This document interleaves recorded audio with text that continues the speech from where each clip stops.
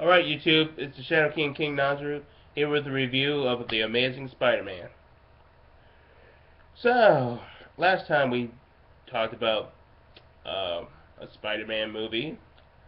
We just went through the Raimi Man trilogy, which I refer to as Raimi Man because I refuse to acknowledge that character as Spider-Man because I see virtually nothing of Spider-Man in him.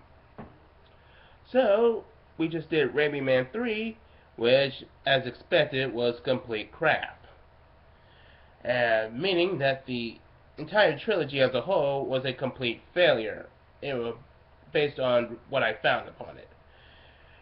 I said the first one was okay, equaling up to a 5 out of 10. The second one was a painful, agonizing failure, equaling up to a 2. And the third one was a giant chaotic mess, equal up to a 3 out of 10. Adding up together, that would equal up to 10 out of 30, about 33%. That is honestly pathetic, especially for a Spider-Man movie, which deserves a lot better than that. So I was going to talk about the reasoning behind the reboot, but my camera's being fickle with with how long I can record, so I'm just going to cut straight to the story. Let's begin. We start off with the very young Peter Parker playing hide and seek, but suddenly his father tells them they need to leave the house while he and his wife collect their files. The parents take Peter to his aunt and uncle, May and Ben's house, and tell him that he's going to live with them for a while because a serious matter they need to address, and he shouldn't be involved in it.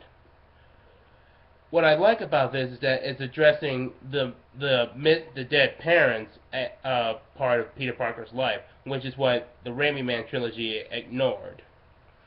I honestly have no idea why they didn't acknowledge that, but I thought this was really interesting. It was especially how it's going to be handled as a mystery and delve deeper into the stories of the sequel movies and develop the character even further, which was what happened in The Amazing Spider-Man 2, and you can see my review in that in my channel.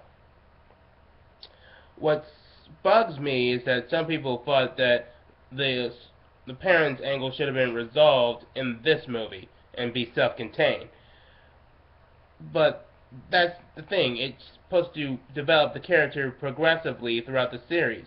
It's not supposed to be self-contained. It's also a mystery.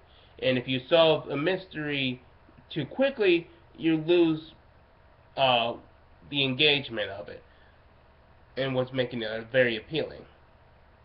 So then we cut to Peter Parker, who's a teenager in high school, and we see where he stands, a nerd and a social outcast.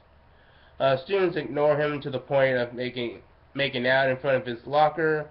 The only time he gets talked to is when a girl asks Peter to take photos of her with her boyfriend's car as a gift to him. And not too long after, we meet Peter's bully, Flash Thompson, beating up another student. And he tells Pete to take a picture of it. Peter refuses and tries to defend the fellow nerd's dignity, which regrettably leads to Peter getting pummeled and having to be saved by Gwen Stacy. Peter Parker, without any superpowers, stood up for another person.